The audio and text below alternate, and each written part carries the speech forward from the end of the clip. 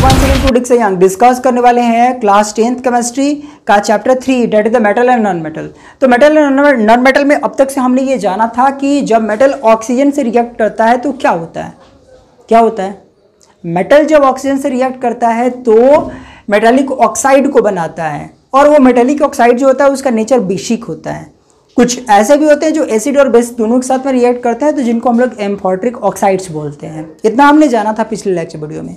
आज हम लोग जानने वाले हैं कि जब मेटल रिएक्ट करेगा वाटर के साथ में तो क्या होगा। देखो, जब मेटल वाटर के साथ में रिएक्ट करता है तो फॉर्म करेगा मेटालिक ऑक्साइड का यहाँ पर भी, और साथ में लिबरेट करेगा हाइड्रोजन गैस को। लेकिन जो मेटालिक ऑक्साइड बनता है वो सॉल्यूबल होता है वाटर में, और वाटर में सॉल्यूबल होने के कारण वो फिर से एक बार उसी पानी में रिएक्ट करके मेटालिक हाइड्रो ऑक्साइड का निर्माण कर लेता है। तो ये पूरी प्रक्रिया को हम लोग एक बार समझेंगे बोर्ड पर किस प्रकार से ये चीजें रन करती है। देखो एक बार, रिएक्शन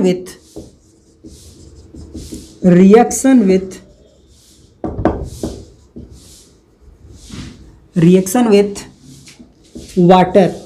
तो वाटर के साथ में जो मेटल का रिएक्शन है उसको हम लोग देखने वाले हैं। देखिए ध्यान से, metal react with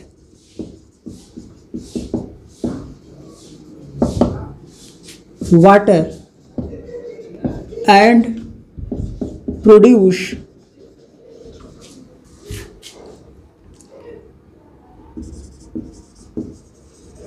metallic oxide with liberate hydrogen gas। metallic oxide that dissolve in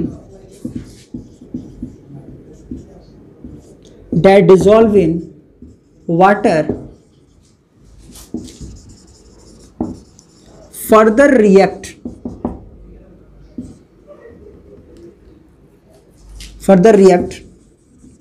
with water and form metal hydroxide। ठीक है, अब देखो ध्यान से, क्या बातें समझनी है कि एक बार उसने रिएक्शन किया, करने के बाद में फिर क्या हुआ, फिर उसी पानी में घुल करके उसने फिर मेटल हाइड्रोक्साइड बना लिया।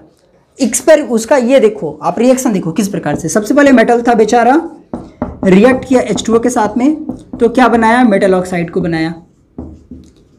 और ये जो मेटल ऑक्साइड है ये इसी पानी में डिसॉल्व है ना, इसी पानी में डिसॉल्व है। और ये जो मेटल ऑक्साइड बना हुआ है ये फिर H2O से रिएक्ट करके और मेटल हाइड्रोक्साइड बना लेता है, मेटल हाइड्रोक्साइड बना लेता है। यहाँ पर ये एक छोटा सा इसका डेमोन्स्ट्रेशन था एज अ रिएक्शन। तो अब फिर इसके कुछ एग्जांपल्स को देखते हैं हम लोग, यहाँ से और चीज़ें जो होंगी वो क्लियर होंगी और चीज़ें समझ में आएंगी। तो एक बार इसका स्नैपशॉट लो, फिर आगे बढ़ते हैं और देखते हैं कि इसके कुछ एग्जांपल्स को 3-4 स्टेप्स में हम लोग देखेंगे, लिस्ट रिएक्टिव को, हाई रिएक्टिव को, ऐसे करके। तो एक बार एक स्नैपशॉट लो इसका।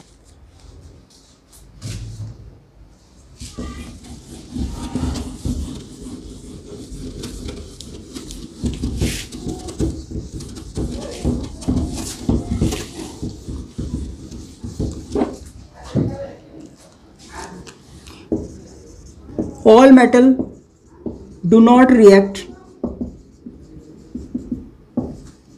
with water at same rate। तो सेम रेट से सभी लोग रिएक्ट नहीं करते हैं। तो जो हाईली रिएक्टिव है ना, जैसे एग्जांपल नंबर 1 में देखो, नंबर 1 2 डाल करके आप लोगों को बताते हैं। जैसे नंबर 1 में देखो, metal placed at top of reactivity series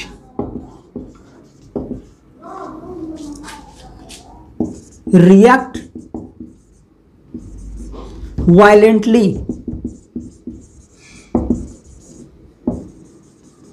with water।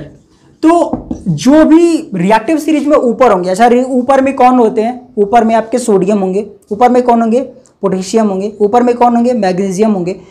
तो ऊपर में जो रिएक्टिव सीरीज के ऊपर में मिलते हैं जो भी, जैसे पोटेशियम, सोडियम, ये सब ये बहुत ही वायलेंटली रिएक्ट करते हैं। पानी में डालोगे आग लग जाएगा इसमें। तो वो देखो इसमें क्या चीज़ होगा, जैसे मान लो मैं एग्जांपल लेता हूँ अभी फिलहाल में, जैसे यहाँ पर पोटेशियम का के का, ये जो होगा वो H2O से रिएक्ट किया, फॉर्म क्या किया, फॉर्म करेगा KOH का, ओके, KOH का फॉर्मेशन करेगा। अब और साथ ही साथ यहाँ पर मिलेगा हमें H2O यहाँ से मिल जाएगा हम लोगों को।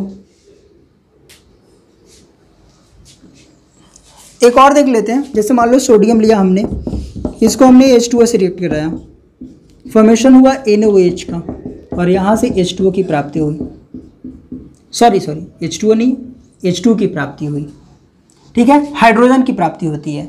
तो हाइड्रोजन यहाँ से हमें प्राप्त हो गया। तो यहाँ पर जो ये हाइड्रोजन मिला है वो हाइड्रोजन गैस इतनी ज़्यादा मात्रा में, सफिशिएंट अमाउंट में होता है कि आग लग जाती है, जो फायर होता है वो वहाँ पर इवॉल्व हो जाता है। तो इसको भी राइट डाउन कर लेते हैं, ये इंपॉर्टेंट टर्म है यहाँ से, it is an exothermic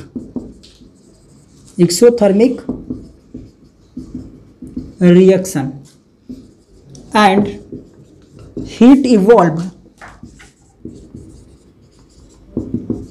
in this reaction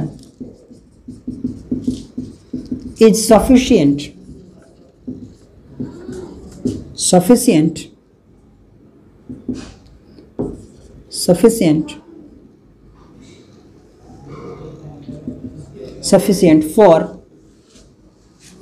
for hydrogen to catch fire. So both elements K and Na put in kerosene oil to prevent fire. तो फायर से बचाने के लिए, फायर से प्रिवेंट कराने के लिए हम लोग क्या करते हैं, इसको हम लोग रखते हैं केरोसिन ऑयल में, क्योंकि पानी में रखोगे तो आग लग जाएगा, हवा में रखोगे आग लग जाएगा, क्योंकि हाईली रिएक्टिव है। तो हम लोग इसको कहाँ रखेंगे, केरोसिन में डुबो के रखते हैं, क्योंकि केरोसिन में वो वहाँ पर रिएक्शन नहीं हो पाएगा, क्योंकि हवा जो होती है वो ऑयल में डिसॉल्व नहीं होती है। तो हवा का जो भी अटैक आएगा उसके ऊपर में, तो हवा अंदर नहीं जा पाएगी, और सोडियम जबकि अंदर है तो वहाँ पर वो रिएक्शन उसके साथ में नहीं हो पाएगा। तो हमारा जो सोडियम होगा, जो पोटेशियम होगा, वो यहाँ पर सेफ रहेगा। तो ये जो है पूरा का पूरा स्टेप है इसका पहला नंबर, जो हाईली रिएक्टिव होते हैं। अब बढ़ते हैं थोड़ा नीचे, जो और नीचे जाएंगे हम लोग पहुंचेंगे कैल्शियम के ऊपर में, सीधे मैग्नीशियम कैल्शियम के ऊपर में। तो मैग्नीशियम कैल्शियम के साथ में क्या घटना होगी उसको हम लोग देखेंगे। एक बार आप इसका स्नैपशॉट लो, फिर आगे बढ़ते हैं।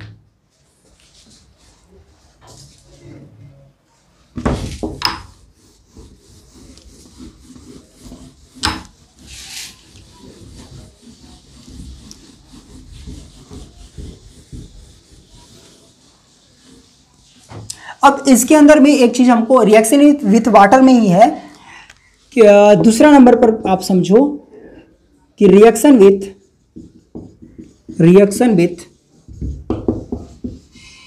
लिस्ट रिएक्टिव, थोड़ी सी कम रिएक्टिव होते हैं, उनके साथ में क्या घटना होगी, है ना।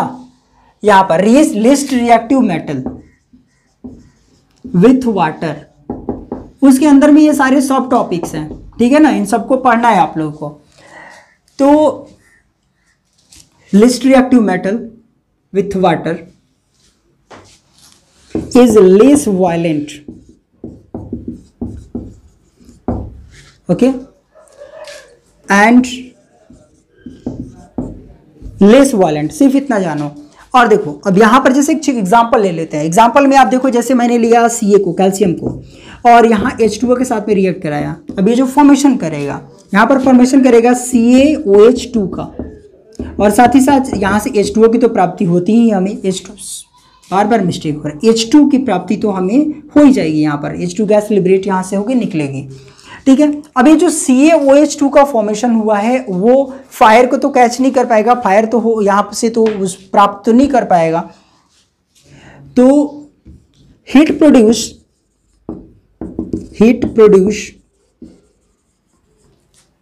is not sufficient to catch fire, but एक चीज इसमें होगी, क्या चीज,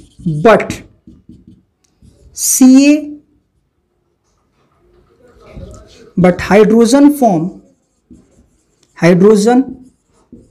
evolved is form a sticky layer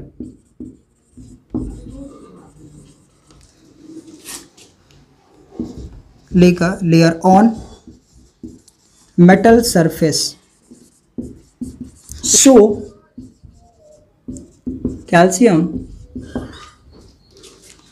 starts floating on water.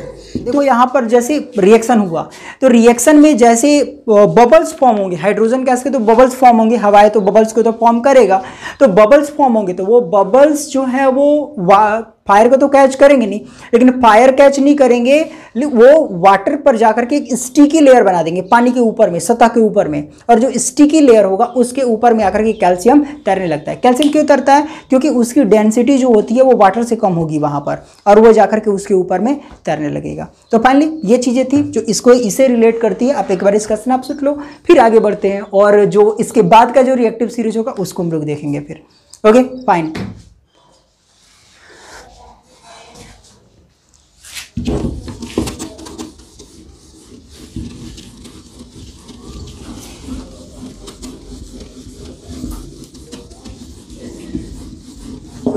तो मेटल्स, थर्ड नंबर में देखो, metal that are down in reactivity series like aluminium और फेरस ले लो, एल्युमिनियम, फेरस, ये सारे जो हैं ETC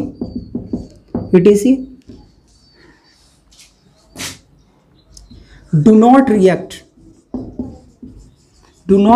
with hot or cold water, but react with steam. तो भाप के साथ रिएक्ट करेंगे। क्यों भाप के साथ रिएक्ट करेंगे? क्योंकि भाप जो होता है, जो गैसियस फॉर्म होता है, उसमें जो पार्टिकल्स की जो मूवमेंट होती है वो फास्ट होती है, और वहाँ पर फास्ट होने के कारण वो उससे रिएक्ट करने के चांसेस होते हैं वो हाई होते हैं। तो यहाँ पर जो है वो स्टीम के साथ में रिएक्ट करेगा। तो देखो जैसे मान लो कि जैसे एल्युमिनियम है, और एल्युमिनियम जो है उसको हम लोग रिएक्ट कराते हैं H2O के साथ में, तो ये फॉर्म करेगा Al2O3 का। किस सिचुएशन में फॉर्म करेगा? जब इसके पास ज़्यादा मात्रा में स्टीम दिया जाए, पानी जो है भाप के फॉर्म में दिया जाए, तब यहां से ये फॉर्म होगा।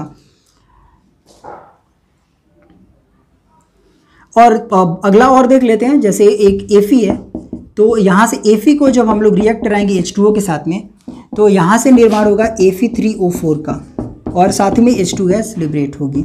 यहां से ये चीजें हैं। अच्छा, अब इसको बैलेंस करना है तो बैलेंस भी आप कर सकते हैं। यहां से आप देख लो,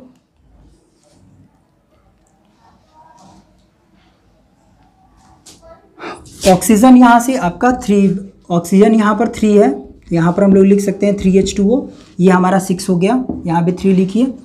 तो और ऑक्सीजन 3, और यहाँ पर एल्युमिनियम हमारा 2 है, तो यहाँ एल्युमिनियम 2 लिखिए। वैसे ही Fe को भी आप बैलेंस कर सकते हैं। Fe को बैलेंस करने के लिए हम 3Fe लिखेंगे यहाँ पर। हाइड्रोजन जो है पहले से हमारा 2 है, लेकिन ऑक्सीजन हमारा 4 है, ऑक्सीजन 4 है तो यहाँ पर हम लोग 4 लिखेंगे, और हाइड्रोजन को हम लोग 8 बनाने के लिए फिर यहाँ भी हम लोग 4 डाल देंगे। तो इस प्रकार से सारा बैलेंस हो जाएगा। और चौथे नंबर पर आप एक बात और जान लो कि मेटल लाइक गोल्ड,